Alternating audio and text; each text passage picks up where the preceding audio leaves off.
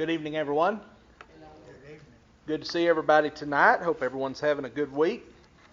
Glad that the rain has laid aside long enough that we're all able to get here, and certainly glad to see each and every one of you tonight.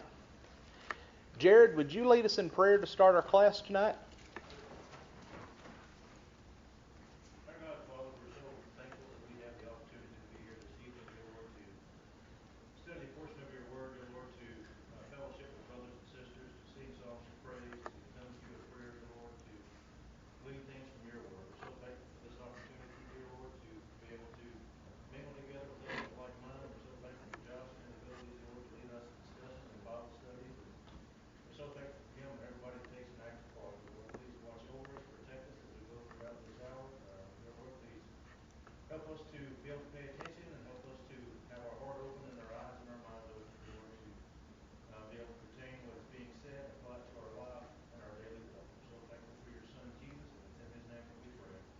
Amen. Last Wednesday night, in our study of symbolic objects in the book of Revelation, we left off at defiled with women. This was a subject that was often used in the Old Testament to refer to the practice of idolatry. It was often referred to as spiritual fornication. Those who essentially were committing an abominable act with someone or something other than God, the relationship that we're supposed to have with God. But whenever we come into the book of Revelation, what we're going to find is that this is alluding to a practice that became very common in the Roman Empire. As I'm sure you're aware, because we've mentioned it several times, the Romans worshipped a wide array of different gods and goddesses. They had gods and goddesses assigned to many different areas, many different aspects of life. And there were certain ones of the goddesses that the way that worship to those goddesses took place was sexual activity would take place in the temples. And there would be prostitutes, both male and female prostitutes, that would be in those temples, and you would pay them, you would perform that act, and that would, so to speak, appease the god for a period of time. Once again, whenever those in the first century would see this illustration used, the first thing that they would think of is idolatry. They would think of this practice of idol worship. But we also need to understand that this term woman needs to always be looked at in the proper context. For in the book of Revelation, we find the term woman used in a variety of different ways. Throughout Revelation, we see, of course, the worshiping of false gods, often referred to as fornication or being defiled with women. But we also see references to those who had not defiled themselves with women. Other passages in Revelation using this same terminology refer to them as virgins or spiritual virgins, indicating that they had not left God behind, they had not engaged in idol worship. One main passage that we look at in this regard is Revelation 14 and verse 4, if you want to jot that passage down. Then we come to the subject of diadems. This is a term that we do not hear used very often anymore. But a diadem originated with the Medes and the Persians. And what it consisted of, it was a blue band, often made of silk, that would be worn around the forehead of those who were in positions of royalty. And oftentimes on that blue band, there would be different things that would be painted on there or would be stitched into that, indicating various levels of authority of those within that empire. But over time, as that empire became more wealthy, the rulers became more prosperous, and these diadems came to also have precious jewels and precious metals that would be woven into the fabric. And over time, they came to appear almost like what we would commonly think of as a crown today. No longer were they made of just a simple fabric. They came to be crafted out of precious metals, gold and silver, as well had these gemstones that would be placed into them. But in the book of Revelation, whenever we see the term diadem being used, it is always indicative of royalty. Always indicative of someone who has a great deal of authority. But diadems in Revelation are never worn by the good guys. That's something to keep in mind. These diadems, every time we find this Greek term used in the book of Revelation, it's always talking about evil. It's always talking about the forces of Satan, and the workers of Satan are wearing these diadems. We find another term used in Revelation. It's the Greek term Stephanos, and this is a term that we often define as a crown. And this is the term that is used in reference to the victor's crown, or the crown of life that is promised to those who are faithful to God. So we need to understand there's a difference there. Those who are wearing diadems were those who were evil. Those who are pictured as wearing crowns are generally those who were good. And it all depends upon the word that is used in the original language. But something that we also need to notice. Throughout the book of Revelation, Satan is never pictured as wearing a crown. Satan is always pictured as this great red dragon. He's pictured as having a diadem upon his head, indicating that he is not going to be victorious. But something else that I found very interesting as I was studying about this word, diadems were often seen as something that was temporary. We think of crowns. You know, generally today when we think of kings and queens, we think of like the Queen of England and all of the great arrogance and pride and pomp that goes along with that position. There are crowns that woman wears on certain occasions that are hundreds and hundreds of years old. Diadems were not intended to be worn time after time after time. This was a temporary sign of authority. What might that be indicative of when it pictures Satan wearing a diadem? Even though it may seem that Satan is in charge at times. Even though it may seem that he is gaining the victory, and we'll all agree Satan has won many victories. It's temporary, isn't it? That power is going to be taken away. It is not intended to last like the crown of the victor is. That crown that is given to us. Remember, Jesus said, "Be thou faithful unto death, and you will receive" what? The crown of life. The victorious crown of life. Folks, that's not a diadem. That's not something that's temporary. Something that's going to be taken away from us at some point.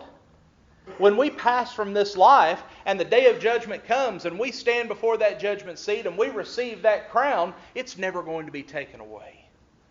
We will always be the victor. So we need to understand the difference in those two terms as we go through the book of Revelation. And then we find the door. A door is used symbolically in Revelation chapter 3 and verse 8, chapter 3 and verse 20, and also chapter 4 and verse 1. I want you to look at Revelation 3 and verse 20. Jesus says, "Behold, I stand at the door and knock.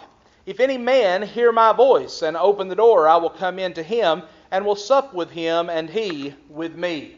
First off, there is nothing in this text that would indicate he's talking about a literal door. Jesus is not going to come to the door of our home and knock on the door and want to come in and have supper with us. That's not what this is saying.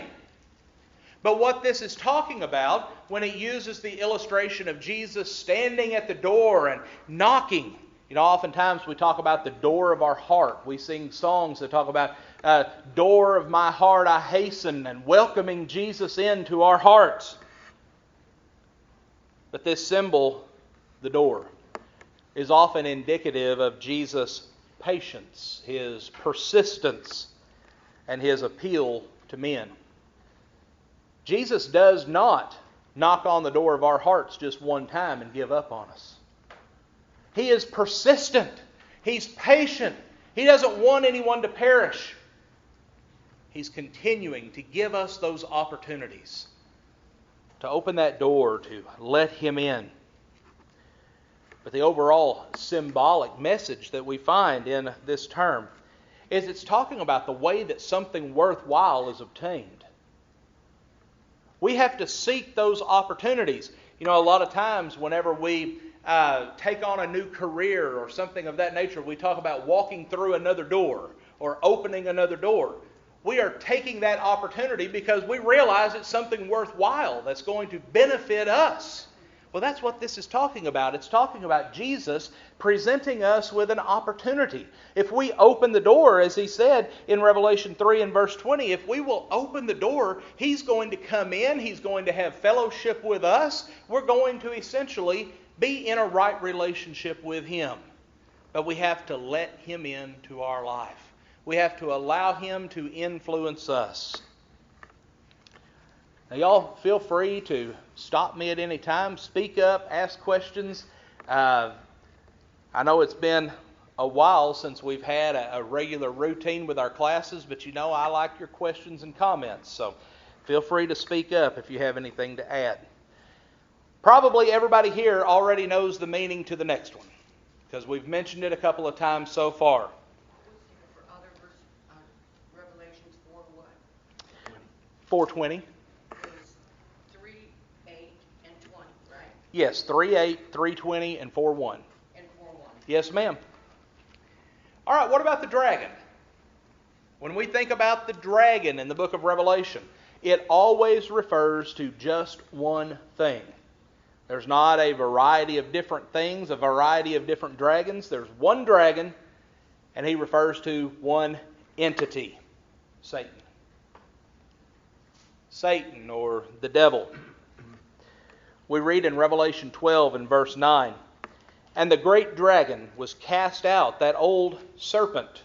That's alluding all the way back to the beginning, isn't it? All the way back to the time in the Garden of Eden. "That old serpent, called the devil and Satan, which deceiveth the whole world. He was cast out into the earth, and his angels were cast out with him." Then we skip over to Revelation chapter 20 and verse 2. "And he laid hold on the dragon, that old serpent, which is the devil and Satan, and bound him 1,000 years.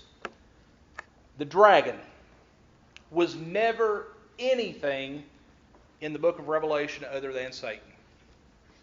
It is not talking about a literal being, a literal animal or mythical creature, however you want to refer to it. In the end times, there's not going to be a great red dragon that's actually going to rise up. But it's talking about Satan and the powers of Satan. All right, what about an eagle? This was often used by the poetic writers in the Old Testament in a symbolic fashion. And in those writings, as well as in the book of Revelation, we find the eagle used in a couple of different ways. First, it was used to indicate speed or swiftness. Anytime, if you've ever watched an eagle flying, they're very agile, they're very swift in their movements. But also, and by the way, we see that in Revelation 12:13 and also in Leviticus 11 and verse 13. But the second way that we see an eagle used sometimes in the book of Revelation, as well as in Old Testament books, is as the sign of an omen, a sign of impending doom. Now, one way that I can illustrate that, how many of us have heard the old wives' tale or the old omen that if you see an owl in the daytime, it's a bad thing? Something bad's going to happen. Or if you see a black cat cross the road in front of you. A lot of times animals were used in a symbolic fashion in superstitions. And we remember that the Jews were very superstitious people. And this was something that would have still carried over. No, this does not mean that there's any validity to those claims whatsoever. I've seen owls in the daytime a lot of times, nothing bad's ever happened. I've had black cats run across in front of me, nothing's ever happened.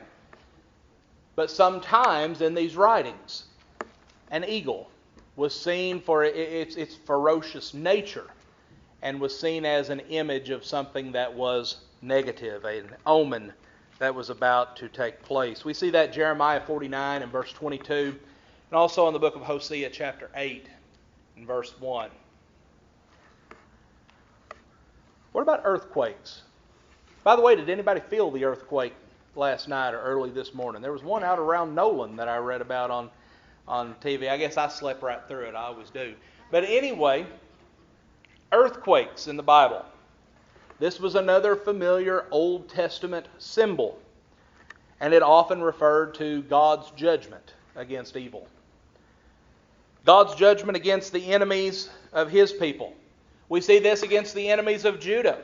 For God said through the prophet Joel in Joel 3 and verse 16, He said, Thou shalt be visited of the Lord of hosts with thunder and with earthquake and with a loud noise and a storm and tempest and the flame of devouring fire. That was Isaiah 29 and verse 6, by the way. And then Joel 3 and verse 16, Joel said that the heavens and the earth shall quake when God shall roar out of Zion and utter His voice from Jerusalem.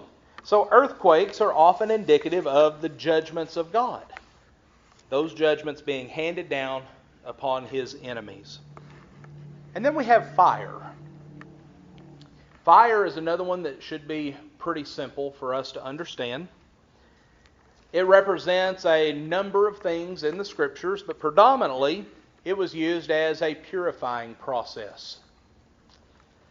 There were burnt sacrifices that were offered in the tabernacle and also in the temple. There was incense that was burned.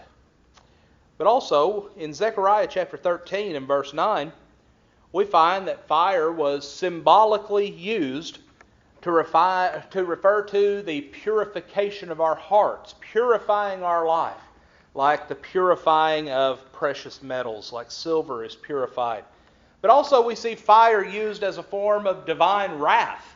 How many times in the Bible do we read about the earth opening and swallowing? We read about fire coming down from heaven and devouring Nadab and Abihu, or coming out of the altars. We see fire used in different ways throughout the Bible, indicative of God's punishment. And also we can't forget, how is God going to destroy the earth at the end of this time? With fire. With fire. But also, sometimes in the Old Testament, we find fire used to denote the presence of God. Where was it that God spoke to Moses from? A burning bush. We see other instances as well where a fire is used to indicate the presence of God. All right, what about a frog? This one might be one that's kind of interesting to you. I saw some interesting statistics. There were 100 people surveyed. And out of that 100 people, 75% said that they hated frogs. Didn't like to look at them, didn't want them around them, wouldn't even think about touching a frog. Well, frogs are seen in Revelation chapter 16 and verse 13. I want you to listen to the wording of this passage. It says, The unclean spirits, like frogs, came out of the mouth of the dragon, and out of the mouth of the beast, and out of the mouth of the false prophet. Well, verse 14 goes to explain what these unclean spirits really are. Notice that this passage does not say that frogs were the beast, that frogs were the dragon. Notice it does not say that literal frogs came out of the mouth. Notice what it says. It says, unclean spirits like frogs. What this is alluding back to initially is the plague of frogs on Egypt. Leading them back to this understanding of those days where everywhere you turned there were frogs. You couldn't get away from them. And from that point forward, frogs among the Jews were always seen as an unclean, abominable thing. And so, whenever these early Christians, many of them having been Jews, whenever they heard this term frogs being used, like many people that are afraid of frogs, or like myself, snakes, or any other kind of creature, it kind of sends a shiver through you. It's something that's not good. It's something that was seen as unclean and abominable. But we also read in Leviticus chapter 11, verses 9 and 10. These shall ye eat of all that are in the waters, whatsoever hath fins and scales in the waters, and the seas and the rivers. Them shall ye eat, and all that have not fins and scales in the seas and in the rivers, of all that move in the waters, and of any living thing which is in the waters, they shall be what? An abomination. Folks, an abomination is not just a bad thing. An abomination is the worst thing. They are to be an abomination unto you. So anything that would have been described as a frog to the Jews would have been seen as negative. Would have been seen as something that was impure, that was not godly. And so we see in this illustration, it says that these unclean spirits, like frogs, came out of the mouth of these entities, the dragon and the beast, and of the false prophet. So whenever they heard this illustration, they would have known that it was talking about unclean spirits, and that they were not to pay heed to the things that were being said by Satan and by his workers. Then we have Gog and Magog. This is derived from Ezekiel chapter 38. These two individuals were used by Old Testament apocalyptic writers to indicate the enemies of the Messiah. The terms were primarily used to identify someone who had allied themselves with Satan, who would be considered anti-Christ. Notice I did not say the Antichrist, who would be considered anti-Christ. Any person that stands opposed to the will of God and denies that Jesus is the Messiah is anti-Christ. These two individuals were those who had contaminated the worship of the Jews. These were two individuals, like I said, you can go back and read Ezekiel 38. We don't have time to go through all of that tonight. But these were two individuals who were greatly hated by the Jews because of their abominable actions that they had taken in corrupting the worship of the Jews.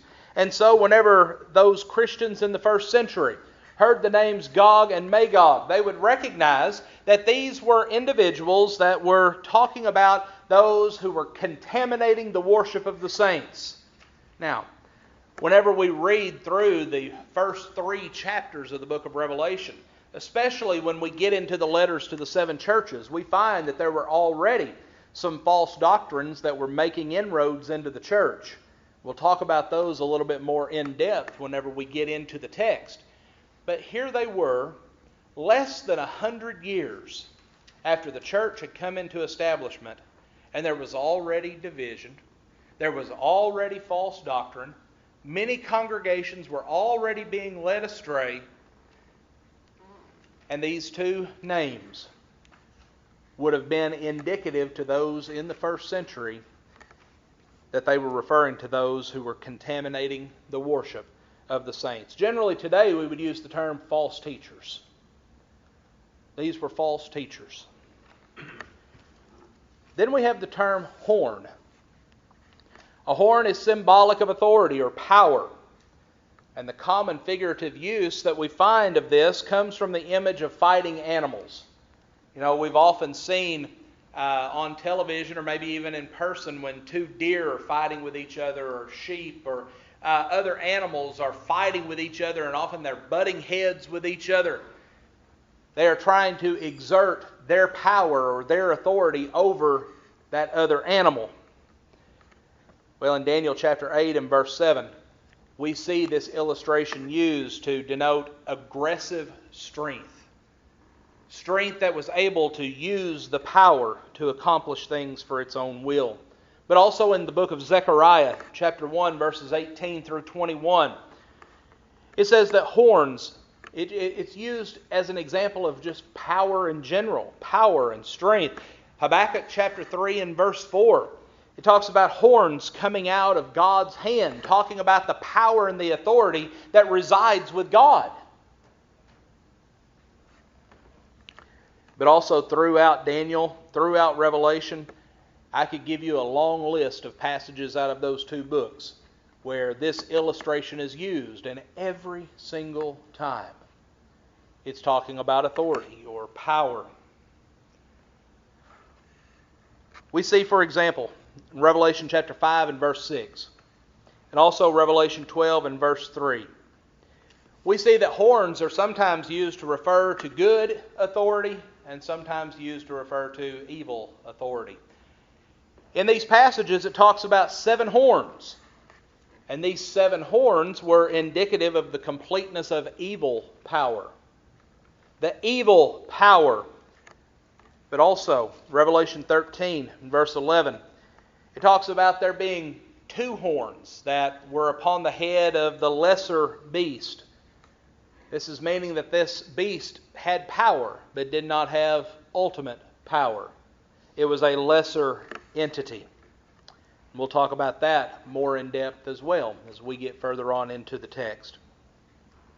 What about horses? You may remember a few weeks back in one of our lessons when I was talking about the need to be humble like Christ, I talked about the illustration of a war horse and how oftentimes horses are seen as symbols of strength and great power. But in my illustration, I said that in order to be humble, we needed to take the war horse of a donkey, one that was seen as more meek and mild. But horses represent strength, but oftentimes as well they indicate war or the consequences of war. We find a horse used figuratively in Zechariah as well as in the book of Revelation. We also read in 2 Kings 2 and verse 11. And oftentimes we have a misconception here. And I'll just throw this out. I'll ask you, how did Elijah go to heaven?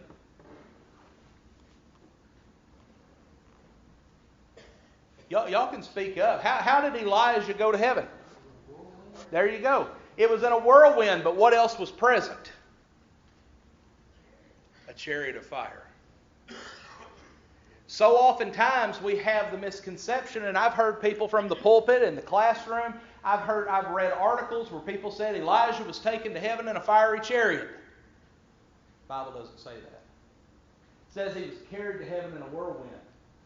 But there was also a chariot and horses of fire that were there, that were present. We find this illustration there, indicating that great strength, that this was God, the strength of God that was bringing this about. But we find throughout the Psalms, in the book of Job, time after time, we find horses being used to indicate this great strength and power, and even sometimes signs of war. Incense. Incense was a symbol of ascending prayer. There are still some religious groups today that in their worship services they practice the burning of incense. And what their claims are is that this burning of incense is a sign, but it is a sign to those who are there that their prayers are being carried up to God. This is a carryover from the worship in the tabernacle, worship in the temple. There's no commands in the New Testament that tell us that we're to burn incense and worship to God today. But incense was a symbol of ascending prayer. We read in Luke chapter 1 and verse 10, when Zacharias was in the temple performing his priestly duties. Remember, this is when the angel appeared to him and told him that his wife was going to give birth to John. What was he there doing? He was burning incense. He was there performing that part of the Jewish rituals. But also, We read in Revelation 5 and verse 8, 8 and verse 3, and also 5 and verse 8, where we see images of incense before the altar rising up for the prayers of the saints. So in the book of Revelation, when we see incense being used, it's indicative of prayer. Our prayers going up before God. Then we have islands, or in some cases just a singular isle. To those in the first century, islands were considered the farthermost reaches of society. Whenever we think of Acts chapter 1, remember Jesus told them that they were going to be witnesses. Where did he tell them they were going to be witnesses at? Jerusalem, Judea, Samaria, and where else? The uttermost parts of the earth. Folks, when I was in Alaska, I thought I was in one of those uttermost parts of the earth. But in the first century, they did not have the knowledge that we have today of the complexity of this world. And so anything that was considered out in the sea, these islands, these were considered the outreaches of society, the farthest out places that you could go. For example, we read in Ezekiel 26 and verse 15. It's talking about when the city of Tyre was going to fall. It said that even the islands were going to shake. Thus saith the Lord Jehovah to Tyre, shall not the isles shake at the sound of thy fall, when the wounded groan, when the slaughter is made in the midst of thee? He says that the knowledge of you falling, this great city, he said it's going to be so widespread that even the islands are going to know about it. These far off reaches, far off places. And then we skip down 3 verses to verse 18. It says, now shall the isles tremble in the day of thy fall, yea, the isles that are in the sea shall be dismayed at thy departure. So when islands are used in the book of Revelation, it's talking about, in their opinion and based upon their knowledge, these far outreaching places. Not places that would have been greatly populated, but these far off reaches. What about keys? I had a man one time, I worked maintenance for a little while over at Crowley's Ridge College. And our director of maintenance, and you've probably seen this before, this was before Crowley's Ridge had switched over to having one master key that would open everything. This man carried 2 keychains that big around full of keys on his belt. He came up to me one day and he said, Josh, he said, do you know what the true mark of an important man is? I said, no, what's that? He said, the number of keys on his belt.